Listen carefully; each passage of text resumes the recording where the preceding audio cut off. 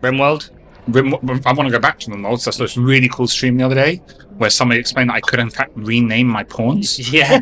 Huge. Yeah, it's crazy that that's one of the most revolutionary things you can do in the game. But in my defense, I am not the only person who thought that was immense. No, Josh was also like, wow, you can rename the pawns. Like, yeah. Like you guys are impressed by that? Like, I'm doing all this crazy, like, manipulation of the AI. Toby got the hint and turned it into a RimWorld tutorial session, teaching us all some other cool tricks. I guess, yeah, most what RimWorld ends up being, though, because there's always a bigger fish for RimWorld. Like, there's always someone who knows more about the way the game works and everything It's than a cool game. So I'm watching them, and then everything I'm learning, I'm then passing down to my peons. You should stream more so that I could watch it when I Well, have a chance. there's a high chance if we wrap this up relatively soon. I'll stream when I get home. Well, it depends on how much you have to say about Golden Tipple, Toby. I don't think you're done yet. I'm not. Welcome to Energy Potion, a flesh and blood podcast where we chat about trying, failing, and sometimes succeeding to play Flesh and Blood as competitively as we can. This episode was recorded in front of a live audience at an exclusive secret location. Before you smash the like, follow, or subscribe buttons, just take a moment. Do you really want your friends and connections to hear the latest hot takes and brute techs before you get to play them yourself? Lucian, what do you think of the secret location? Oh, well, other than the process of getting here. Well, you can talk it. Yeah, you talk into the mic, but Yeah. Okay. I don't mind being blindfolded. Usually it's in a different context. yeah. You have a quite cozy trunk of your car. Snug, really. Yeah. No. It'd be nice to, curl up with a book and a cat. Yeah. And then got a little disoriented driving what I presume is a few times around Canterbury. Yeah, 4 to 5 times, I think, is usually what we do on average. Yeah, yeah. The petrol budget won't stretch further than that. No. But now you're here, and obviously you have no clue where you are. So Absolutely. That does help. Yep. But no, we think it's quite nice. I think it's lovely. And it's where we're going to be, I think, for the foreseeable. For the foreseeable future. There may be talks with DICE in the future about perhaps using their new location, but happy moving in date, everyone, for the new DICE and Destiny building. Yeah. Oh, was that today? Would have been the first. Ah, okay. Would have actually been a few days. Yeah.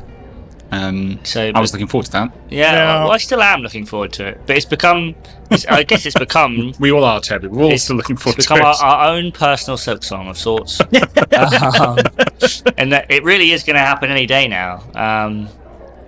Any day now. Yeah. I saw something really cool today. On the London Discord. Sure. Hung at Spellbound has a new thing that he's offering. Yes. Okay. Full play sets of commons and rares from Super Slam for the what I think is a low price of £25. £25. £25. That's not bad. I could have been doing this for £25. Yeah, you can do this entire time. This entire time. Full play sets of commons and rares for £25. Thistle Tavern is £40. Well, yes, but that's the postage, right? You got to get all the way down. Oh no, plus postage. They're both plus postage. Well, and yes, to be fair, it's a different country. But yeah, I just thought it was cool. I thought I'd share it with you both because it's a good concept. Again, nice. So much of a deck's meat and gravy is in its commons and rares. It's why until we get like the full set reveal from Montreal, I still won't really be able to brew. Because until we know what's the glue holding all these decks together and what maybe new glue pieces we get for old heroes, we've got nothing essentially. We've got like a few pieces of spice and stuff that we've seen from spoilers, but that's it. So it makes sense to attach a monetary value of sorts to them. It means that someone can just go, cool, you know what? I'm not buying any of this set. Instead, I'll spend 25 Great British pounds and get those meat and gravy bits. You keep saying gravy. I do keep about saying commons. gravy. And okay, so have you got something on your mind then? I mean, I do. Like boats and gold. And gold. Yeah. And is he offering anything for like above that? I didn't spend enough time logistics looking and stuff. So I know that other places do offer like quite expensive in post, but like prices and deals for like play sets of Majestics from sets. But for some people, you're paying for that ease, right? So yeah, that's fair enough. And I think, I mean, logistically, if you're building all the heroes in Super Slam, I don't know that it's gonna. I mean, it'll probably be a bit more, but it won't be. Well, my math isn't great, but well, that's my issue with it actually. Is that if you're building all the heroes in Super Slam, you're probably buying some of the set, so there's a high chance you don't need it. Yes, but I think it was Aiden 2 who did the maths on this once a few sets ago. Maybe a few sets ago, 1 or 2 sets ago, and worked out that you probably needed to get like 3 cases in order to have a really good chance of getting all the commons and rares from. Really, I actually think this was Outsiders, so it was a while ago. But yeah, they went between three cases.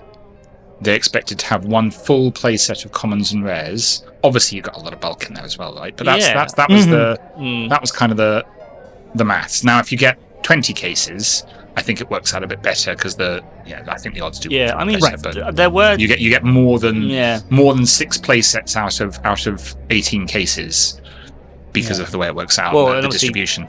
The big kicker is that there are some play sets of commons that you want desperately more than others. Yeah, and this wasn't a likelihood thing. This was a 3 cases mathematically almost ensures it. Yeah, right.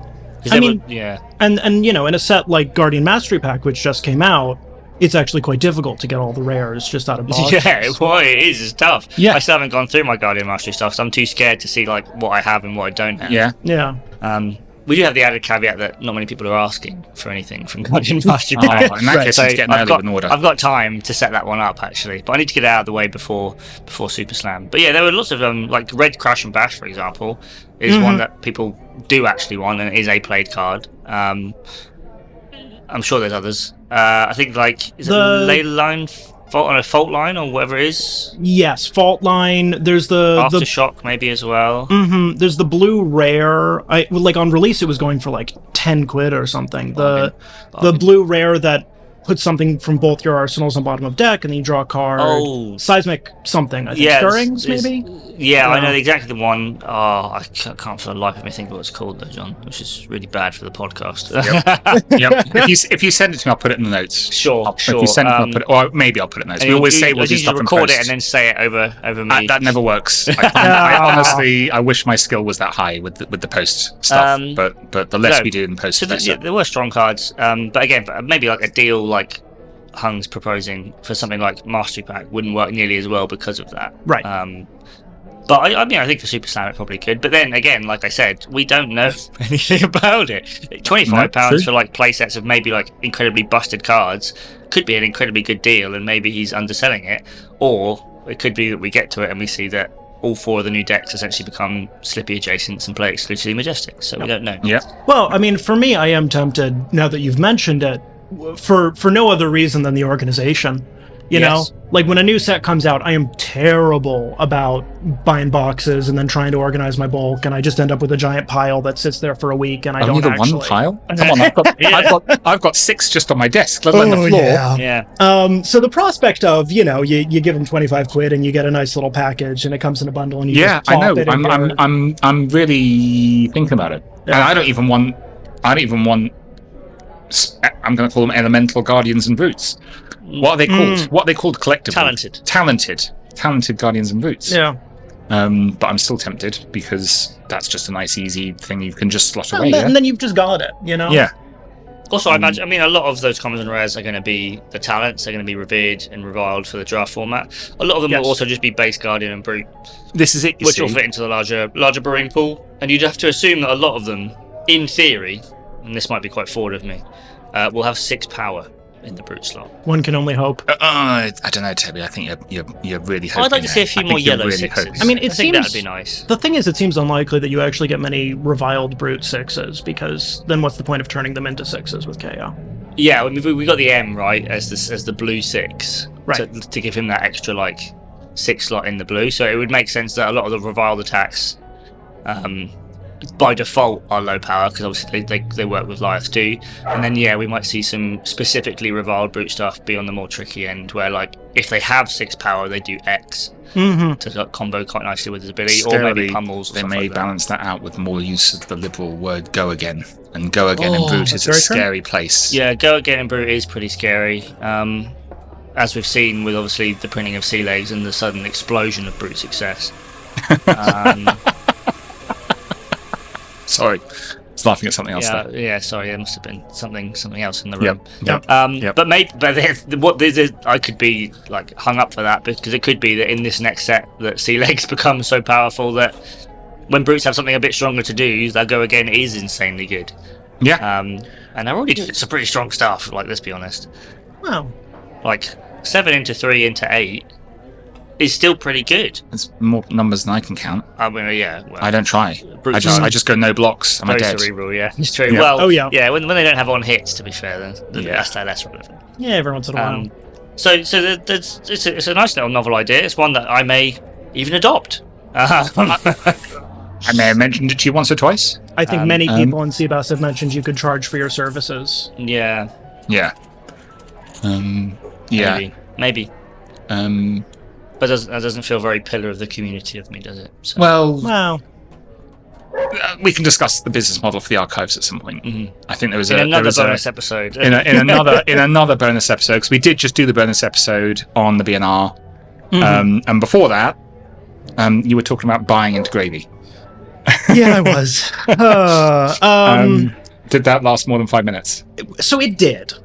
Which is a record, I should but point out. It very much started and stopped, because I would look at the gravy results, and I would look at the deck, and I would go, wow, this is a lot of powerful cards. And then I would try playing one hand of the deck, and I would go, I hate this more than words can describe. Which is part of just me as a player, because I don't particularly like high variance decks. And gravy is not high variance, mind you. But gravy's hands are high variance, and then it's up to the skill of the player to smooth them out.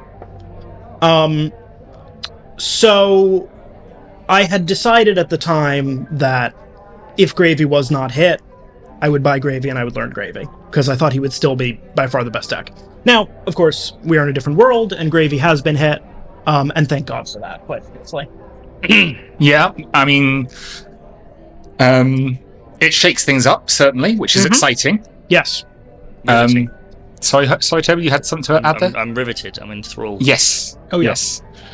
Toby's excitement is palpable in the room from the drop in temperature, as we mentioned, the gravy bands. I have no strong opinions for or against the gravy bands, after all. So certainly none that weren't shared in the hour-long special. Yeah, certainly. Well, I mean, it does remind me, because I did listen to, of course, your excellent Thank you very much. Rant episode, including Toby's very calm and measured opinions. It was calm and measured. You did well. Yeah, I didn't shout once. Oh, no, not at all. And it reminded me, I think, so I think there's been a bit of discussion, certainly between you two, but also in general, about this idea of the game as a live service. And I'm somebody who, I mean, there's two minds of it, of course, but I think we've gotten 2 ban lists in a row now where LSS has knocked the top deck off its perch right before a new set release, maybe more than is necessary. Well, we did. Well, yeah, this John is the thing. That maybe it's necessary from a correction point of view, but if we're talking about this live service business, yes, and so not many people know this about me, but I was an early adopter of Hearthstone. Really? And I played it for about 6 months and didn't touch it for 10 years. Okay, so when I touched it again 10 years later, I realized that they've been messing around with cards and they were doing all this other stuff. And they do this live service thing of cards go away, cards come back. Yes. And I started playing after 10 years and I went, well, none of the cards I love are here. And then they had a shake up and some of the cards I remembered from that first 6 months had come back and I went, oh yeah, I know how you work. And Chillwind, yay, my beloved. And and so I can see what they're coming at. Even I can see what they're coming from that perspective. And I'm not playing much other than Flesh and Blood. But it's a cool concept and it's cool for several reasons. It's a cool concept from excitement, right? Yes. The chat was excited. Yes. When this happened, they were happy and excited. It was an exciting time to be brewing heroes. It's still an exciting time to be brewing heroes. And if you ever look at if Toby holds his phone up and shows how many messages he's probably got about a dozen on there from people pinging him about exciting brews that they've got going on. Absolutely. It's also quite a cool perspective from a card collecting point of view, though, and this promise that got me into the game of the evergreen card pool, because they are creating a world where they can have cards coming back into, and it's not necessarily because it's being unbanned, but because they're unbanning something that makes this older card really good again as well. And so it almost plays into, I think, that promise of the evergreen card pool. I'm actually quite happy with this direction that they're going in. I think it's a really interesting direction. I mean, I'll say, like, I think if I put my kind of cynical TCG hat player, someone who used to play Yu-Gi-Oh! Don't admit that one. Don't admit that. Cut that one out, John. Yeah, no, we probably shouldn't. Fix that in post. The company is incentivized to make sure the new set sells well. Yes. And when the new heroes do well in the meta, the set sells well, right? I think there's no better advertisement for Gravy Bones than if Gravy is a cool, exciting deck that also wins the Pro Tour. That being said, it's also, I think, exciting as a player when you have new heroes come in and be a force in the metagame, right? I mean, as great a set as Rosetta was, and I started playing before Rosetta, but I came in, when I came in around Rosetta release, it's a little disappointing. I mean, not massively, but it's a little disappointing when you get a bunch of new heroes and they don't immediately have a huge amount of impact, right? Yeah. Yes. Well, yes and no, I suppose, depending on your approach to the game and approach to metagames as a whole. I mean, for what it's worth, even for Rosetta, there was discussion about stuff being, I think stuff technically was banned. Bonds was banned to make sure that MST's obviously quite resounding metagame presence didn't overshadow Rosetta's, and even then it still did to quite a large degree. It was only really Aurora that broke out. And then they unbanned it, or they unbanned some of it. They did unban it, but again, the reasons they banned it and the reasons they unbanned it they pale in comparison. Yes. But it does show that any card that is banned, be it Bonds, be it Germinate, maybe not Plunder Run, always has the potential to be my unbanned. playset ready in CC. You spend a lot on that, did you, John? I think I took out the archives. But that's the thing, right? Is that for a little while now we have been having these sort of like preparatory BNRs to set up these newer sets so that they do sell well, like Lucian said, so that they come out exciting. So there's a reason really to buy into these new heroes, because they will have an immediate impact. Rosetta being the most recent example that maybe didn't exactly blow the metagame out of the water. However, now we do have 3 legal Rosetta decks that are all, especially with the unbanning of Germinate, probably going to be 3 real meta threats coming up for this ProQuest season. So I'd say, if anything, Rosetta is probably the best example of it, because it is a slow burn where all 3 heroes are viable, whereas the more recent sets might struggle a bit more with that. Like Mario's going to be on the down a little bit now, Slippy's going to be on the down a little bit now, Syndra and Fang will be up, and while Puffin is getting a new toy, maybe putting her a bit more in the limelight, we're still waiting on Marlin 2 and Gravy. Despite my best efforts, he isn't as strong as he was, so he might be trending downwards as well now. Yeah. I think everyone wins from the live service philosophy, because I think players win because decks, they don't need to have a new set for a meta shake-up and for things to become exciting, and the sets can be more niche and still generate excitement across all the heroes because of the BNR impact. Yes. You've got LSS can sell cardboard because they can nerf something going into a new set that means the new set looks really cool in a way that maybe it wouldn't have done. Yeah. But they can also bring back those things, so you're not punished for investing in cards as much, because actually, okay, if Tipple had been an M and people had bought into it and they nerfed it somehow, there would be some upset there. But the idea that it might come back in 6 months, a year, it's not an end of the world investment piece now to have done that. Yeah, well, again, I'd say that to bounce off of that, I do think a card like Tipple probably won't come back.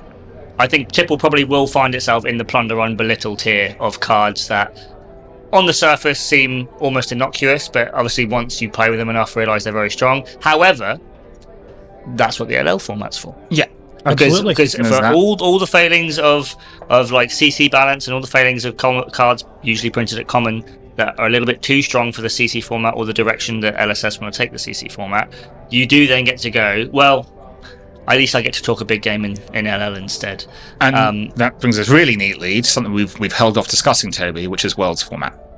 Well, yes, we Yes. should have maybe mentioned it a few weeks back when we learned about it, but we've been so busy There's a lot going on. that we can bring it in It's now. a tight recording schedule. We have to fit things in.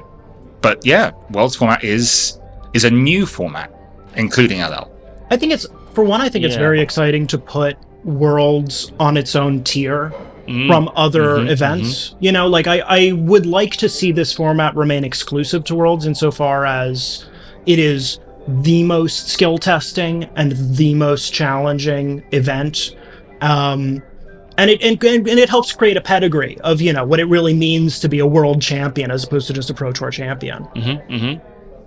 I mean, I agree entirely. Obviously, the idea of playing best of 3 in Fab is already probably a slogfest. Like, at the best of time, But we like the card game. We enjoy the card game. More games is good. I do like playing the card game, John. I like playing the card game a lot. I play quite a few games most days if I can.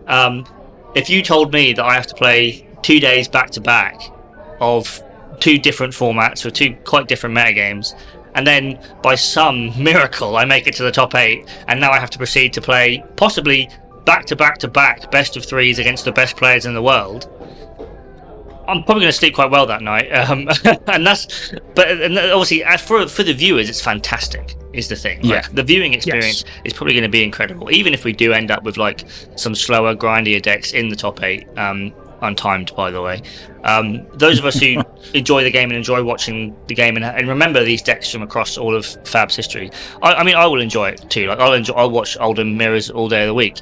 As a player, however, it's going to be grueling. Yeah. It's going to be exhausting. Which comes back to what Lucian was saying. It's now the hardest thing in Flesh and Blood is Worlds. Well, it's going to be an incredible test of stamina, because it's not just stamina, the playing skill. of the event either, it's the practicing of the event. But this is it, because there's no other place to practice it, right? People are going to be sick of Briar by the end of it. They're going to look at one Earth Embodiment token and probably throw up in their mouth a little bit.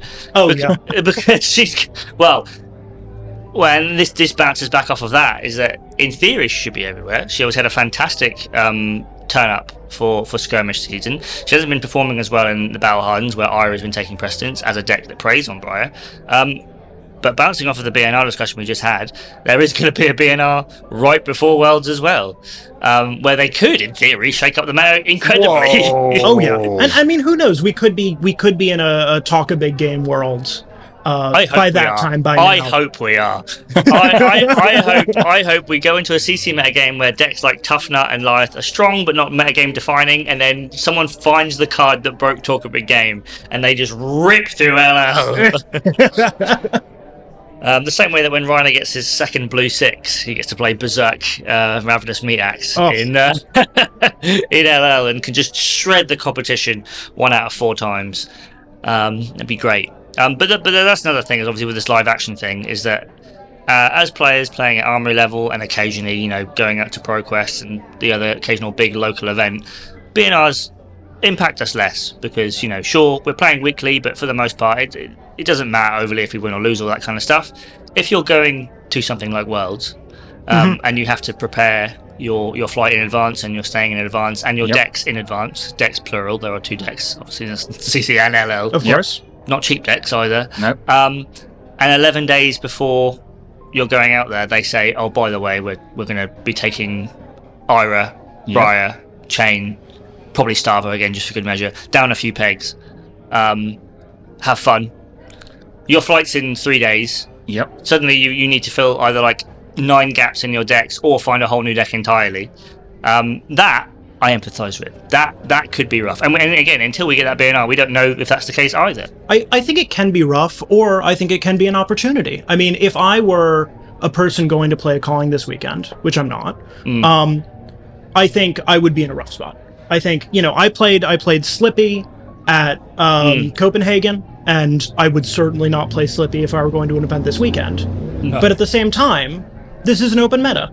And if I say, look, I think I'm going to bring a deck that asks the question, a deck that I think, is a strong deck, is a contender, and I know how to play, I think I could get away with playing a lot of decks that I wouldn't be able to play in a more settled metagame. We are, yeah, we're in a Wild West mode right now for metagame, right, for CC. Which is fun. Which is always fun. It always does reward. But for highly competitive play is tough. Yeah. It rewards it knowledge of a deck. Difficult then. What do you play? And because it's shaken up the meta. There's nothing to. If I was going to call this weekend, there's nothing to go on. What am I going to do? Bring the craziest rogue deck because that's maybe the best strategy. What is the best strategy? Well, I would argue there's quite a few things to go on actually, John. But but the idea is there's nothing necessarily written in stone to go on. You don't have an immediate result from last week to go on, and obviously with LL being a key part of this Worlds format, and with us just literally having a whole skirmish season where LL was an important part of it, very much so, to put it in the limelight, ready for Worlds, to then say, by the way, 10-11 days before this big event where LL's important, we could shake it up, we could change it up, which again, from the player's point of view, like I was saying earlier, along with the whole formats thing, can be very demoralizing, can be very backbreaking, can be seen as an opportunity, and for those with more imagination and more confident in their playing skill and deck building skill, I suppose, on demand is exciting.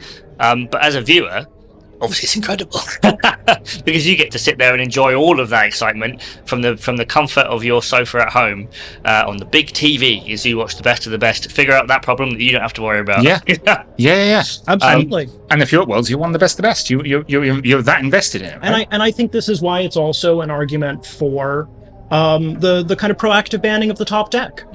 Is because as a viewer, it's much more exciting to go into these new events and say, okay, what's going to do well? What's going to do well in advance of Super Slam coming out? Yeah.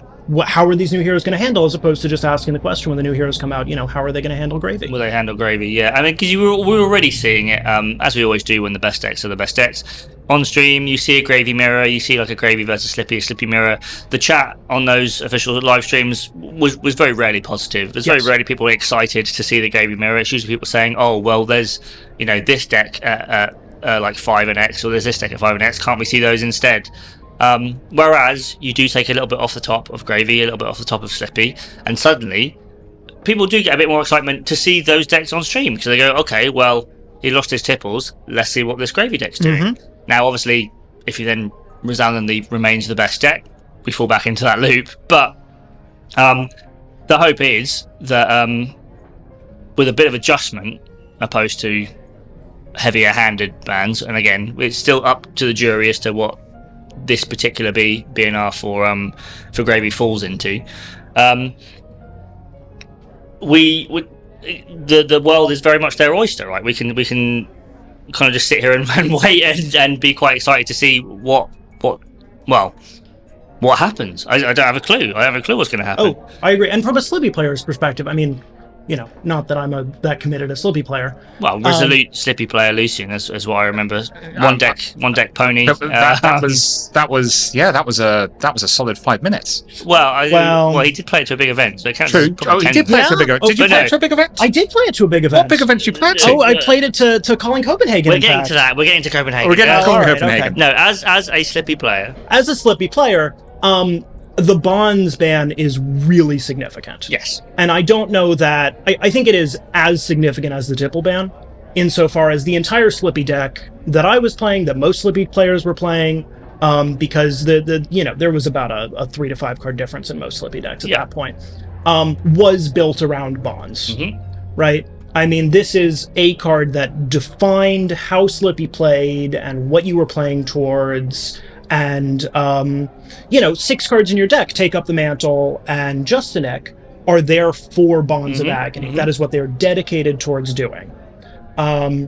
So I think Slippy's going to have, an Assassin as a whole is going to have as big an adjustment period as Gravy. It's true. And obviously, again, like we were saying, with the adjustments of what decks become stronger now, Slippy's already going to be in a tough place, like trying to deal with Earth on top of it without Bonds. Bonds was that tool that kind of let him switch to that fatigue angle, like we were saying just on Tuesday.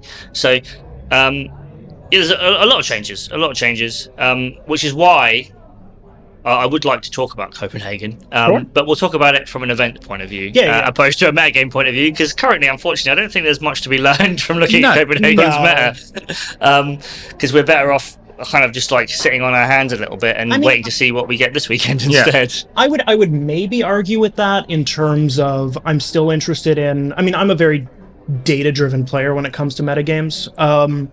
And I'm still interested in kind of how the Verdant and Acilio data shook out in terms of their matchups, not necessarily just into those best 2 decks, but also across the board. And I think there's still a lot that can be learned there.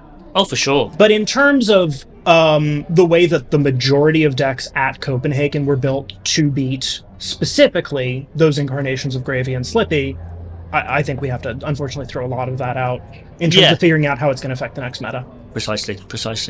There'll be things that we can take from it, but again, there'll be a lot of stuff that we look at. Like Blanche, for example, will remain a good card against Gravy, or remain a card in sideboards, because of other decks too, not just Gravy, because of Prism as well. But then that's the other thing. Maybe we see a rise in Prism. Maybe we see Blanche stay in sideboards for exactly that reason. So again, there's a lot that we'll learn, because we have 3 Battle Hardens this weekend. We've got plenty of data to look at as and when we get to it.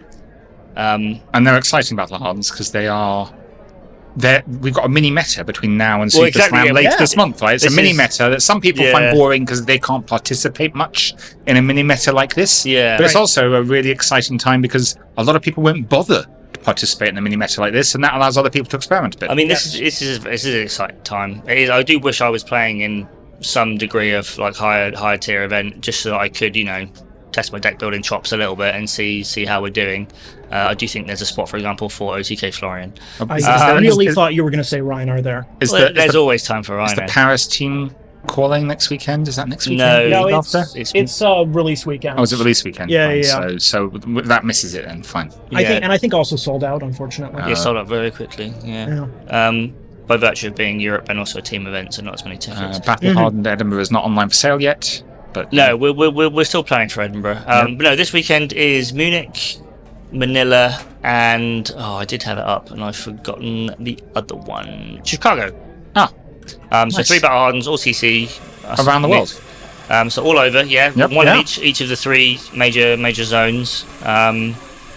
So I'm counting like Lucian as part of Asia for when they do World Tour, Pro Tour stuff. So we'll get a smorgasbord of data that we can work from. We'll see if the top 8s collate in any way, or if they're all going to be entirely different. It'll be all quite exciting. But should we talk a little bit about the Copenhagen experience? Yeah. Sure. Come on. My pleasure. So tell us about how did you prepare? Okay. So, because everyone actually wants to know this, because chat was full of your preparations, but I don't think they were full of all your preparations. Yeah, well, the question here you're actually asking, John, is how do you, as a man driven by data, and a man not necessarily beholden to a particular deck or archetype, how do you finally settle on a deck? Okay. Well, it's a great question. So I think there are, in my build up to the event, there are kind of 2 forces that I'm coming from. And the first is, in terms of player skill, in terms of familiarity, in terms of just deck access, what do I want to play, right? And bearing in mind that I think, between the cards that I own and between borrowing stuff, I could have brought most decks if I'd, committed to it. Within CBAS, we have access to I'd say every deck. Yeah. I think every deck. Maybe even multiple copies of every deck. So knowing that I can kind of write that off the table, as alluded to, I am someone who likes to try a lot of decks. I had heard. And I am someone who likes to try to find a deck that I feel comfortable on, but not necessarily get, contrary to the advice that's been given out on this podcast, not necessarily get a million reps into it. Yeah, not necessarily exhaustive repetition, but still a degree of practice. Yes. And then the second thing I look at is I look at the data a lot. And what I'm looking for in the data is first and foremost what decks overperformed. And in the lead up to, I want to say it was there was a battle hardened the week before Calling Copenhagen, I believe. Sure. And then there was a Calling the week before that. That makes sense. And I was waiting quite a lot for the data to come in from the most recent, because what had happened was I was interested in Ira, with the idea being that Ira got a pretty free gravy matchup. Yes. And then had pretty reasonable matchups across the board. Well, she's the everlasting fair deck, I suppose. Right. The idea that she can, in theory, she can block well, she can present disruption. She has an overall resolute and quite robust game plan. So yeah, in theory, she has no unwinnable matchups. And then we saw the Calling where there was a larger Ira representation than we'd had in the past, and Ira did terribly. Like, negligible day 2 conversion, no top 8 conversion. Absolutely. And so my flexibility meant that I could go, okay, we're adapting, we're looking at this data, we are writing off Ira as a possibility. Now, mind you, I did lose to an Ira at the Calling, but, that's neither here nor there. So I think when I am looking, I like to pick, 5 decks. Just get a basic familiarity with them, figure out what they are, how they work, and then from those 5 decks, try to look at what has the closest to 55% across the board. What has the fewest bad matchups, what has the most, reliable, consistent output, and what do I feel like I can take to a Calling and just play every round without mental fatigue setting in. That is a factor. Absolutely. You can have easily the best deck in the room. You can have it be your 55% into every matchup. If it is an absolute grueling mental slogfest to resolve every single game, by round 5, you will be making more unforced errors than perhaps you should be. Absolutely. That's the kind of deck that you have to have locked in on week 1 and got the exhaustive reps to make sure that you have that muscle memory for that kind of stuff. And obviously, you could argue that as one of the weaknesses of this approach, right? Is that if that deck does overlap like that, then you're leaving yourself a bit high and dry. Yeah, I agree. And I think that's why, for me, Calling Copenhagen was as much about getting the mental reps of being at a Calling as it was picking a deck and trying to make day 2. Because playing games at a big event is different. It's very different. It's tantamount different. It's very different. And I'm a player who tilts, Right. So Good to know about yourself. Oh, yeah. Well, it's a weakness you have to be aware of. You have to be conscious of it, and you have to work on it, So I was doing a lot of work on, taking a step back in the middle of games, doing a little box breathing, count to 4 breath in, hold it, count to 4 breath out while I'm waiting for my opponent to do something. And I think to that degree, I'm very happy with how the Calling went. In terms of my performance, reasonably happy. Because what was your final result? My final result was 4-3. Which is positive. Yes. And I bubbled out on the last round of the day. Which? So, if I'd won my last round, I can go through the rounds if you'd like. While we're here, let's have a listen to what we played against. Sure. And how it went. So round 1, I played against Ira. Very nice. This was my first loss, primarily because it was Whirling Mist Blossom Ira. It was the Edge Ira, or no, it was Kadachi's, but with the other headpiece. With Iris, yeah. Yeah, with Iris.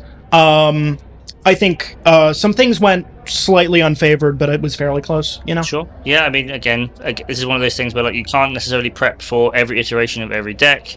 As we were saying on Tuesday, nowadays a lot of decks seem quite shoehorned into singular builds, but Ira is still one of those decks that you sit opposite of her, and she could be playing one of 3 builds. Absolutely. She could be playing Kadachi's midrange, she could be playing more Flick Knives aggro Kadachi, she could be playing Edge of Autumn aggro, she could be playing Iris Kadachi, she could be playing anything. And they could go rogue as well. That's the 3 we know about that are good. Yeah, right. And they'll all throw a CNC for 7 at you at some point as well. So exactly. Cool. It's just a question of whether they're going to, Whirling Mist Blossom raise a reflex, which you don't know when you're going in. Yes, yeah, and there's not much preparation you do against something like that. If you get rolled, you get rolled. Anyway, an unfortunate game 1. An unfortunate game 1. Round 2 was Fang, which is typically unfavored, but I did win this one. That's very good. Again, the Rise of Fang is... Yep. Was it due in part He was my sleeper pick for the right? He was. I was looking into him as well. I think he was a very good pick. A little bit on Assassin. Yeah. Preyed on Gravy. Yeah. A little bit high variance, but I think you have to accept that if you're going to play the deck. Yeah. Obviously, he has the blocks and the equipment suite to sort of buy himself the time necessary to get online. And the games where you do get triple fealty on like turn 1, turn 2, you are playing one of the best numbers decks in the game. So you take the trade-off. Round 3 was the mirror. I won this one. I think it was a pretty big snowball. Nice. You know, I think I had one correct read, which I was pretty happy with, which involved Bonds of Agony coming in for 10. But other than that, it was just a pretty solid game. Okay, round 4 was when things started to go wrong. So this was Verdance. Yes. The new boogie woman. Oh yeah. Well, she's only going to get scarier, but she was already quite scary. Yeah. Well, she was already quite scary. And unfortunately, the reason you would have played Verdance at Calling Copenhagen was because it beats Slippy. Because it beats Slippy, and maybe if you found a way to beat Gravy. Right. Gravy would have been significantly more difficult, but it was, and I'd argue it still is. Right. So what I had figured out in like 2 or 3 days before the calling was that Slippy can fatigue Verdance. And this is, in fact, the problem with not having had more reps on the deck, right? Right.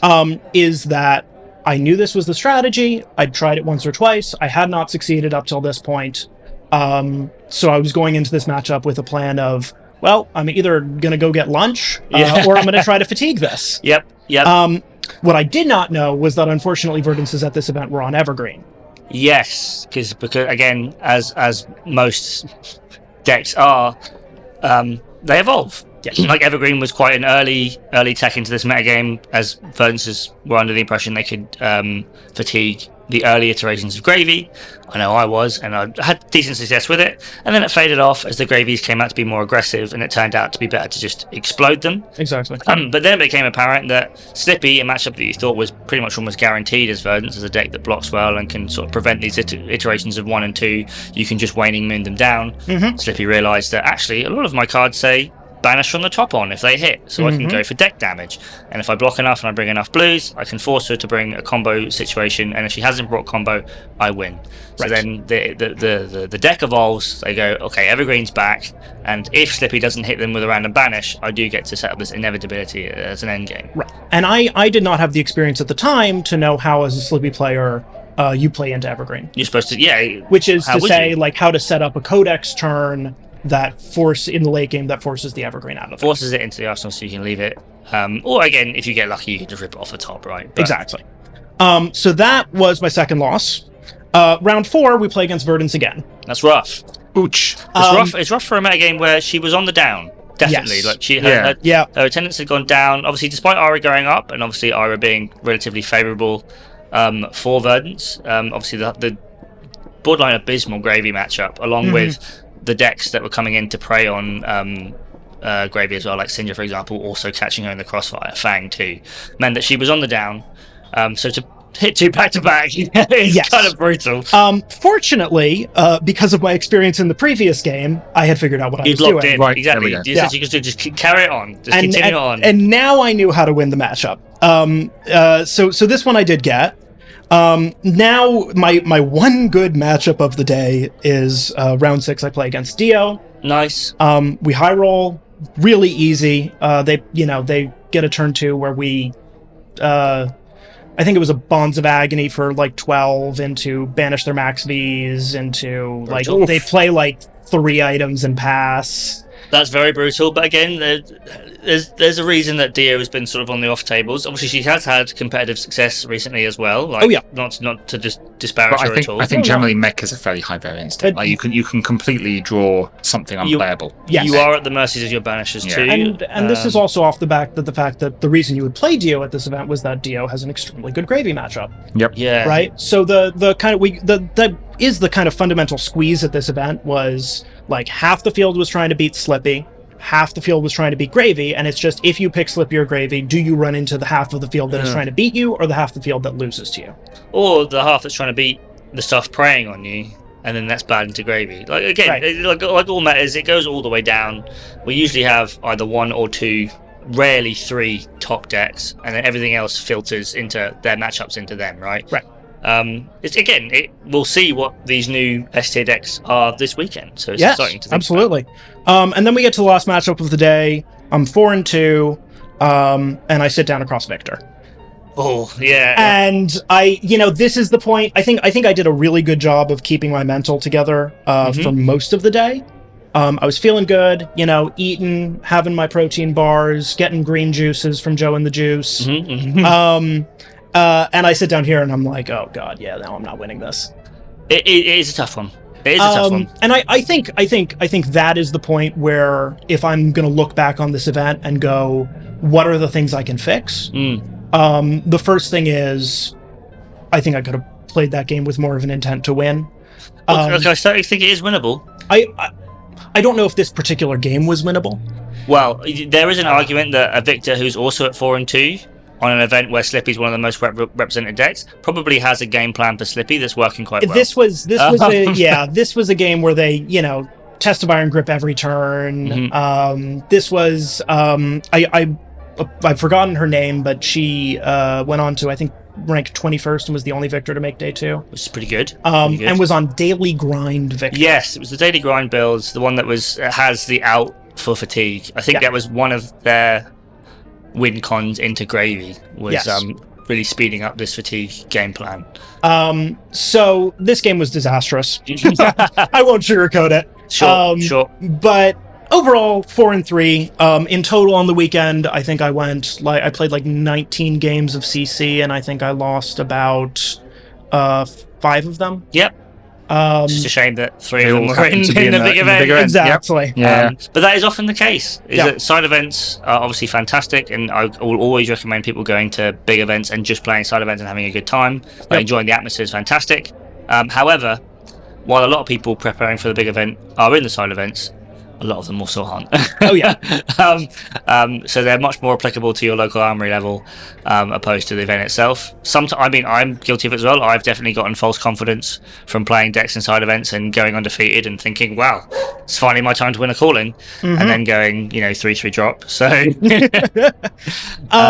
so yeah, I mean, this is where I'm looking back and saying, well, based on the gem data, based on what gem is telling me, as someone who's trying to, listen to the forces of the data. Speak to the numbers. Yeah, I should have played Gravy. Well, yes and no. As a man who was desperately trying to get enough reps to feel comfortable playing Gravy come ProQuest season, and that's before BNR, he is, as we were saying earlier, a fickle beast. Oh yeah. For every crazy hand you have where you get to present, Conqueror into another attack for 3 go again into Rigor Mortis, you look at a hand that's 2 blue golden tipples and 2 red golden tipples and go, wow, this deck sucks. Not anymore, you don't. Now, thankfully, Brian Gottlieb has saved me of that. Instead, now I have to play even worse cards. Now I get to look at a hand that's 2 blue tipples and 2 blue jittery bones and go, wow, I guess that at least technically blocks 2 more. But this makes the argument for more reps for me, which is I'm focused on the hard matchups, and I get to try different strategies into them and get multiple reps on different strategies into the hard matchups. And that's where that's what I'm hearing. The good matchups. And the good matchups.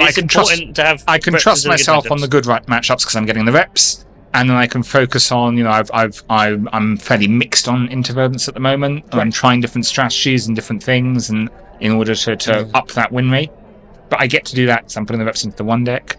Yeah. But that said, I think you are much better at pivoting than I am as well. It takes me much more of a warm-up. Much more of a warm-up to get used to the new deck. Decks as well. Well, I think pivoting onto what everyone thinks is the best deck in the format is not the best way to pivot. No.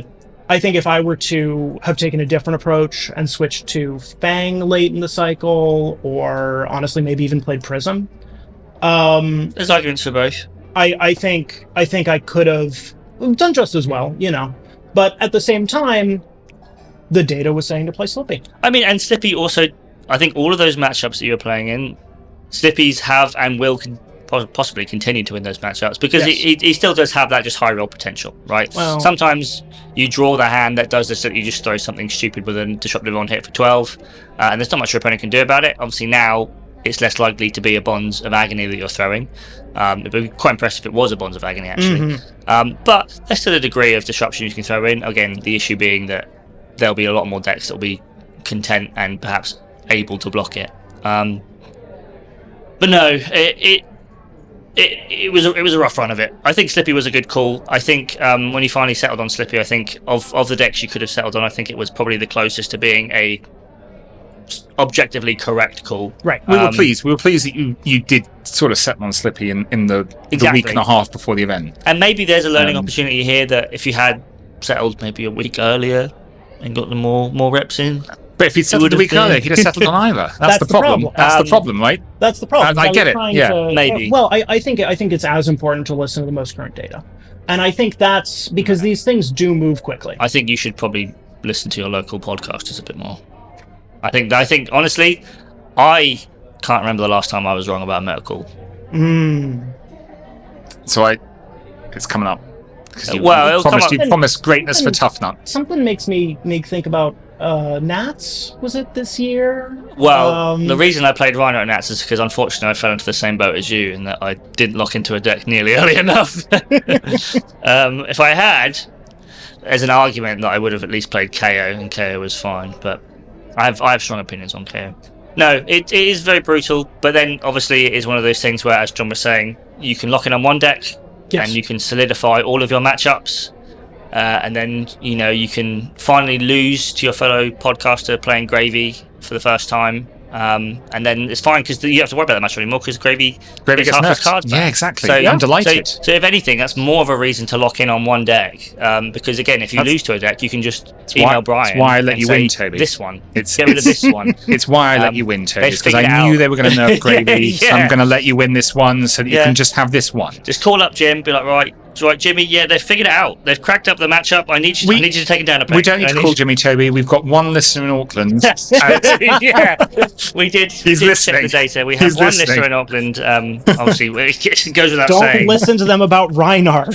Don't. What I think is incredible is that obviously Rhino getting a blue 6 in his armory deck, seeing as he's going to get at least 2 more in Super Slam as well. It's just so exciting, isn't it? It's an exciting time to be a Rhino player. Exciting times to be exclusively a Rhino player. And on that exciting note, I'm sorry, but Lucian, I've got to get the blindfold back out, and we're going to have to ship you back home, I'm afraid. That's fair enough. Too much fun's been had. Too much fun's been had, and it's a long trip 6 times around town. Yeah. Not to mention 6 miles back into town. Yeah. But the trunk's comfy, and you'll be fine. Well, it's been a delight, and as miserable as the car ride back will be, it'll have been worth it. I think so. Thank you very much. Thank you. Thank you both. Yeah. Thank you very much for listening to this episode of Energy Potion, a Flesh and Blood podcast. If you liked it, please consider subscribing for more. If you disagree with any of these opinions, please let us know in the comments and we'll either defend them robustly or completely cave and agree with you. This podcast was made possible with help from the team at Le Bon Tutu Productions and a special donation from the Cracked Bauble Appreciation Society and their sponsors.